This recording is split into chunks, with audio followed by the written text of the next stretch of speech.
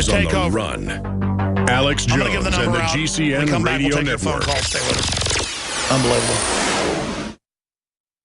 I began to get into iodine a few years ago because it was helping me and my family so much get healthy and detoxify. Most people know that iodine deficiency has been a crisis around the world. Iodine is key to so many of the body's functions, especially the thyroid. I discovered a product being developed by Dr. Group. You now know it as Survival Shield True Nascent Iodine that your body can really absorb. Then, about a year ago, he said, listen, if you think this is powerful, I'm going to come out with rare earth, deep earth crystals. And the results that I personally have had have been life-changing.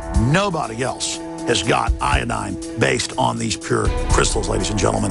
This is innovating, and the best part is it helps fund Infowars.com, the radio show, the TV show, the whole media operation promoting true libertarian ideas. For a limited time, experience the ancient power of Survival Shield X2. Take advantage of this unprecedented 30% off super detox special at InfoWarsLife.com. I'm David Hall, founder of Diamond Gusset, where we are proud of our 100% grown and sewn American-made jeans. Whether you're out for dinner, working on the farm, or on the road, Diamond Gusset Jeans offers a full spectrum of style and sizes for any occasion.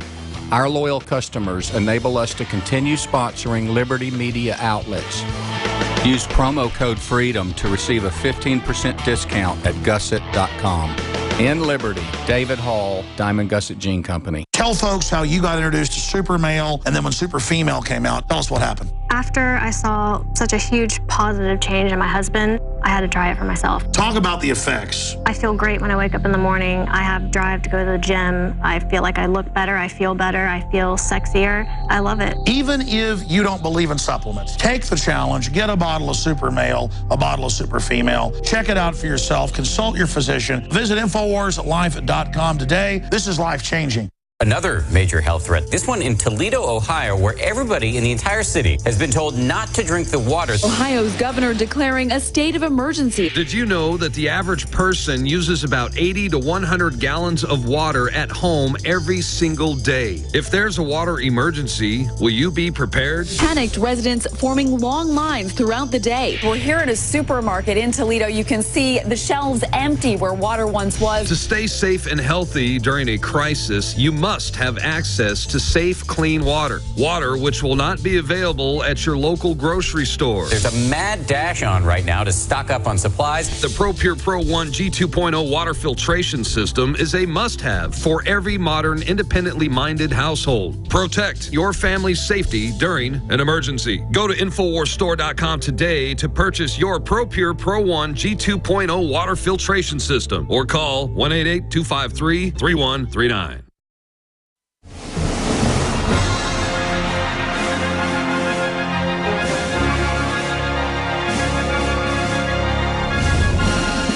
Resistance to tyrants is obedience to God.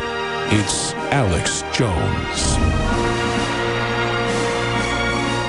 So Obama has come out and said that he's not going to do an executive order on legalizing the illegals right now, which isn't even true. He's already outside of even an executive order, ordered the Border Patrol illegally to not stop these illegals and to let people get on buses and to pay to ship them into the country. And then the big faith-based initiatives are getting government money to house and get housing for the illegals as a magnet to bring unlimited numbers here. Our reporters were down in El Paso just 2 weeks ago at the Army base there. We have a lot of contacts there because Joe Biggs was stationed there for a time. And they got video of the gates at night to Mexico wide open. We have the video of that in El Paso. We're going to repost that to Infowars.com. We need a headline, border gates open in El Paso as Al-Qaeda threat looms. Now again, who funded Al-Qaeda? Who let them get a base in Iraq, a base in Syria? Who gave them the weapons? The West did. It came out in Senate hearings last year. The expansion of support stopped. But it's like having a pet rattlesnake that you hand feed mice to. You reach in there one day to feed it a baby mouse, it's going to bite you on the finger. And that's what's going on with IS and Al-Qaeda. Again, almost every terror attack is either provocateur, where they find a mentally ill person and wind them up to do it and then let them attack to get more funding and take liberties. Or it's a criminal group directly funded by criminal elements in the government who are real jihadis but are protected and all the doors are open for them. That's one of the most common forms of attacks. That's what this is going to be. Or it's completely, totally staged, and they have patsies they set up, like Muhammad Atta and others, who we know were trained by the CIA and Defense Intelligence at the, well, the Sacramento Bee reported on it there at the War College training facility,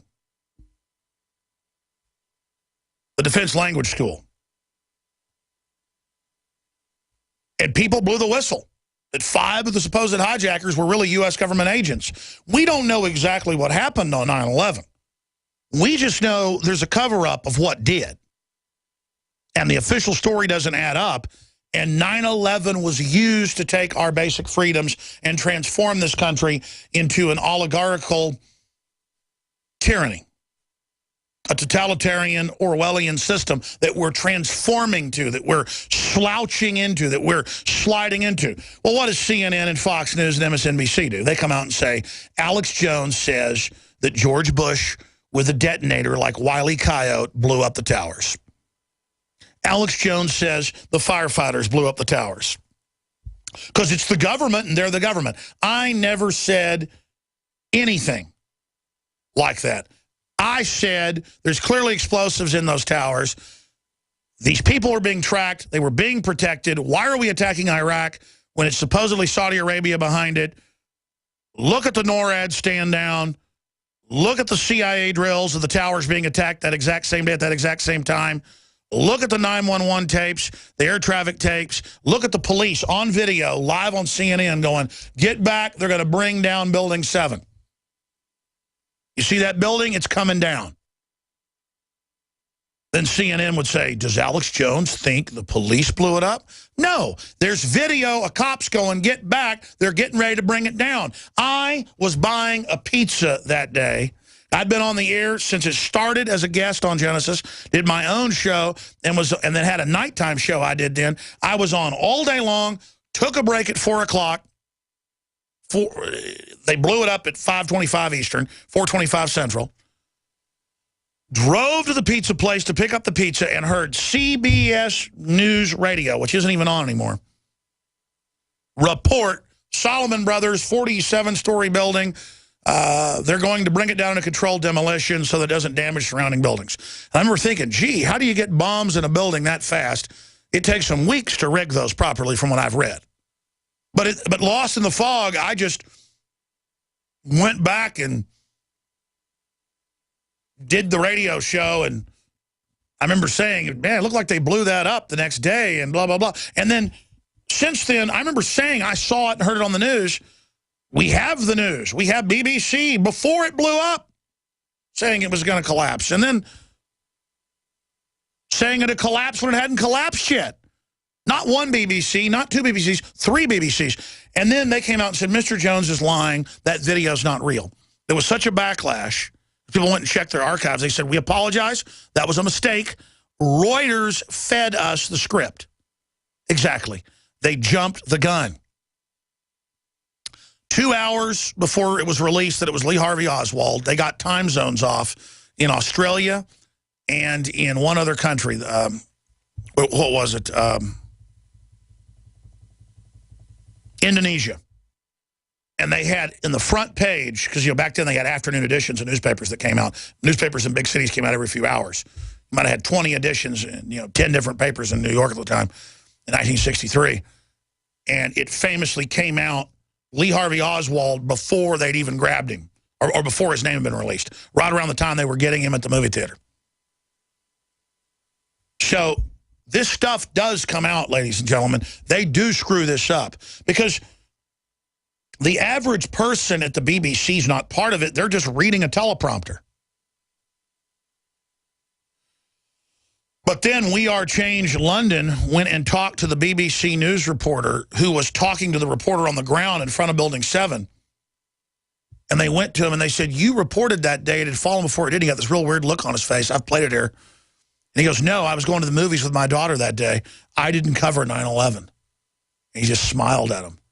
And they went, yeah, we have the video clip right here on our laptop. He said, doesn't matter. I wasn't there. And he smiled and walked right through him and left after his speech. They went to a journalist forum. I forget his name. You can pull it up. He's the guy talking to her from England, and she's the British reporter on the ground. I think her name's Jane Stanley. And it's just red-handed cops saying, get back, they're blowing it up. And I even interviewed the cops that are on that video, 2 of them, and neither one would talk to me after I talked to them. They got so many threats.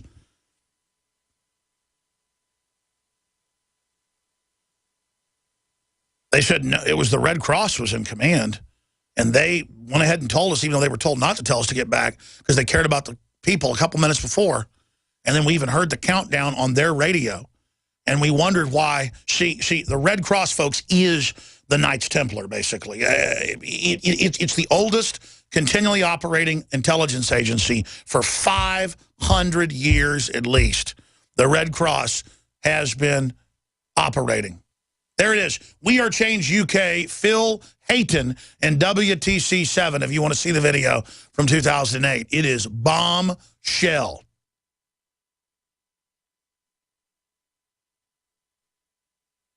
And then he's done a few interviews. Make sure that's the one where he denies it, because I don't want people the wrong one, but I'm sure that's it. He goes, no, I took my daughter to the movies that day, or my son. No, it was his daughter. I was not working on 9/11. Of course you would remember you were working on 9/11.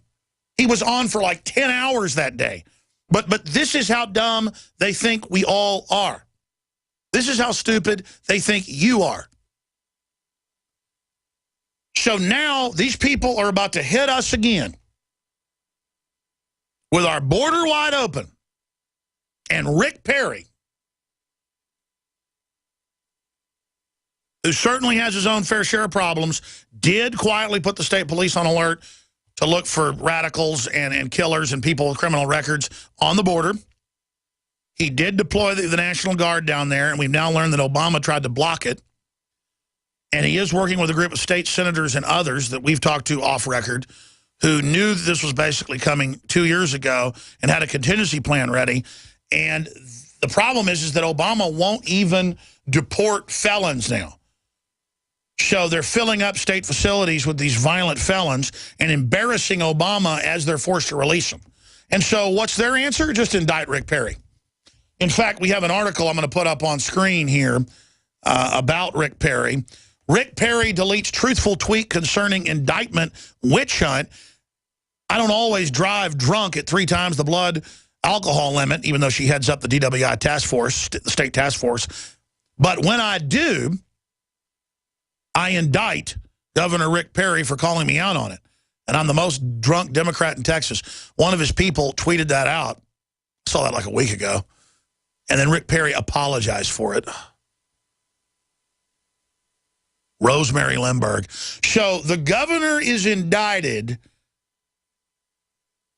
for doing his job to veto $7.5 million of funding for the Public Integrity Office, the state office that she headed up. And it turned out he tried to get Democrats for months to put another Democrat in there and have her step down just out of the Public Integrity Office. She'd still be DA. And they said no.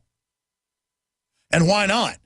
Because they know that if they can get away with having her in there while she's spitting and yelling and throwing fits and threatening the sheriff's deputies and acting crazy and throwing temper tantrums on the ground, kicking and screaming and looking like a piranha, they can do anything. If they can pass laws banning even the weakest hairdryers and tea kettles and wood-burning stoves, and they've already done this in Europe. Now it's coming to England. It's already come to San Francisco. They can do anything. You want to have GMO crops, glyphosate in the water supply? Fine. Look at this political correctness. Then I'll get to this report and give the number out. The toll-free number to join us is 800-259-9231. Hadn't given it out yet. The phones are now open.